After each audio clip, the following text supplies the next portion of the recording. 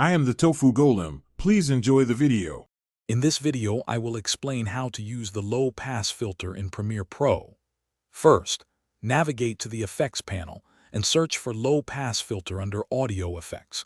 Drag and drop this effect onto your desired audio clip in the timeline.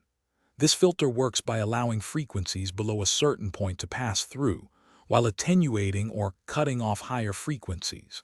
It's excellent for removing unwanted high-end noise or creating specific sonic textures. Once applied, open the Effect Controls panel to adjust the filter's parameters. The most crucial setting is the cutoff frequency, measured in Hertz. Lowering this value will remove more high-frequency content, making the sound darker or muffled. You can also adjust the resonance or Q factor, which controls the sharpness of the frequency cutoff. A higher resonance creates a more pronounced peak just before the cutoff point, adding a distinct character to your audio. The low-pass filter has many practical applications. For instance, you can use it to clean up audio by reducing hiss or static that resides in the higher frequency range. To create a classic telephone effect, combine it with a high-pass filter, cutting off both very high and very low frequencies.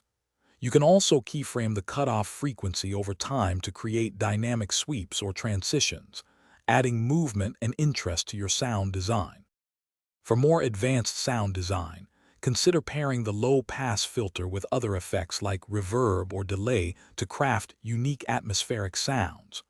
Always monitor your audio using a loudness meter to ensure your overall mix remains balanced after applying the filter. Don't be afraid to experiment with extreme settings. Sometimes the most unexpected results lead to the most creative solutions. Practice and listen carefully to develop your ear for frequency manipulation. Thanks for watching. Consider subscribing if we helped you today.